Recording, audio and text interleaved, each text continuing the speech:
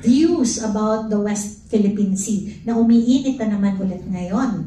Yun yung parang naging framework dito na pag iniisip ng Filipino-China, yun talaga yung iniisip, yung unang pumapasok sa isip nila yung West Philippine Sea issue. But Bago tayo pumunta sa seryosong national issue, kasi as a new member, at alam ko you have been a member of another political party before, anong masasabi mo dito sa mga inisyatibo ng ating partido para magkaroon ng leadership academy at the same time preparation ng mga politiko? Excited ka ba? At anong komentaryo mo? Meron bang ganito sa pinagdaanan mo? Di ba? Sa PDP ka lang yata nakapag-seminar bago ka naging miyembro. Your comment, please. well, I'm in full support of this kasi sa Pilipinas na talaga natin na we are used to weak party systems and we're used to parties switching during elections. Kung sino yung malakas, dun sila lumilipat. And this type of leadership seminar, this type of leadership program, ito yung talagang makakapaglakas sa party systems natin within the Philippines. And kung sakaling hindi ito magagaya ng mga ibang partido, then PDP will be the only strong party system that we will have here.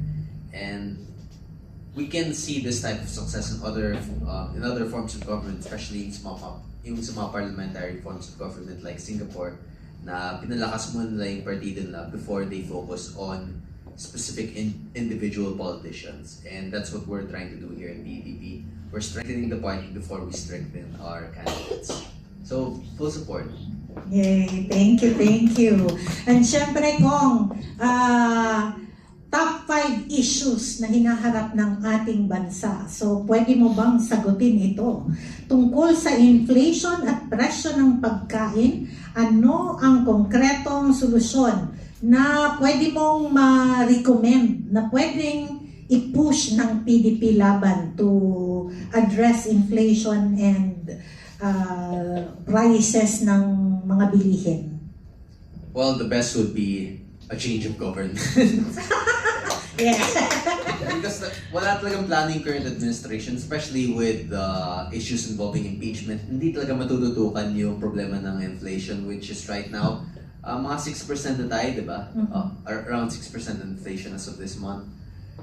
We are facing such large issues na hindi na talaga maayos to until 2028 where there's a change of leadership. And in the current system that we have now, I don't see any possibility where we would be able to solve inflation before the 2028 election. So I believe that wala talagang pag-asa yung current government natin. We should just focus on electing a better candidate for 2028. Tanggapin lang natin na for the current system that we have now, we'll be facing hardships for this moment, for the present time, and we'll be facing future hardships until 2028 because it's not just us, pati yung mga foreign direct investments, bumababa na. It's not just the Filipino people, but also the foreign investors that no longer has any hope or any trust in our current government. So, ganun talaga. It's the current system that we face, the current system that we have now, and the current problems that we will be facing until the next election cycle. Ayan, thank you very much. At syempre, tatanungin kita kasi mainit ito para sa PDP. Kasi may false generalization, di ba? Na pag PDP daw pro-China. Oo, na agad-agad ganun, di ba? Na sa totoo lang, tayo naman ay pro-Pilipino. So, ano para sa iyo ang kailangang gawin ng PDP at bilang isang PDP laban member, your views about the West Philippine Sea na umiinit na naman ulit ngayon dahil kay Secretary Gibo Chodoro. And di lang kay Secretary Gibo, meron din yung kay Tariela. Tariela, yes. So there's more and more issues there. In terms of this conflict in the West Philippine Sea, there's only three choices. Either escalation, de-escalation, or maintaining the status quo. Firstly, ang nangyayari ngayon is escalation. We are escalating the diplomatic issues between Philippines and China regarding the West Philippine Sea. At ang stance naman natin dito is that our diplomatic relationship with China is not primarily just based on our diplomatic issue with the West Philippine Sea. China still remains as our number one trading partner.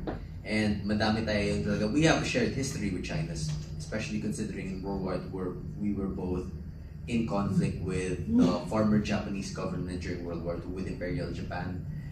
And pares tayong, we have shared hardships during World War II with China. We were victims of the same, oppressors. So this is not the end of our relations with China. This is not where it's not a cumulative relations between Philippines and China. And yun yung parang naging framework dito na pag iniisip ng Pilipino-China, yun talaga yung unang pumapasok sa isip nila yung West Philippine Sea issue. But we also have plenty of relations in terms of trade with China. And ultimately, pag mas lumaki at mas naging ito yung naging phase ng relationships natin with China, I think that this could only escalate and this could only worsen in our position. We should focus on a more neutral position, like what happened during the Vietnam War with America, where we did not directly supply troops, where we did not have a direct military involvement. Yun talaga yung dapat natin i-focus as a third world country with a struggling economy. We should not focus on direct military involvements on these types of issues. We should focus instead on building up our own economy, on focusing on local issues, on fixing our domestic policies before we focus on international issues. Kasi hindi talaga natin kaya military in China if ever this were to escalate into a full-scale conflict.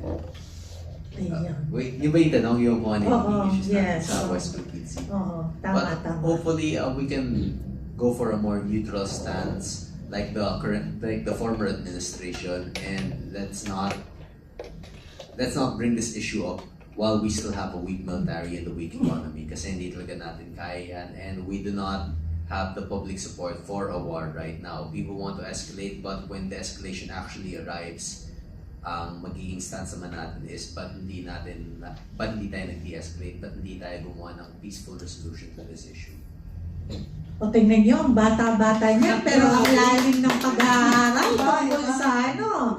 Diba? Oo, ganyan sa PDP, diba? Kaya welcome talaga sa Sana yung ano. mga iba dun sa mas mataas sa house, dapat ganyan din sumagot. Oo, diba? Hindi nga nila masagot pagka tinatanong sila dyan eh. One-sided masyado. Si Kong Kiko, ang lawak ng ano, no? You have to maintain and protect the people from war. Oo, Yes. ganun yung ano. Medyo mag-skip na tayong kaunti. Anyway, natakalap naman natin yung iba dito nung umpisa, no? Corruption issue, I think, sobra na yung pagsasalita niya dyan at siya yung nanindigan dyan. Kaya nagigil sa kanya yung mga corrupt dahil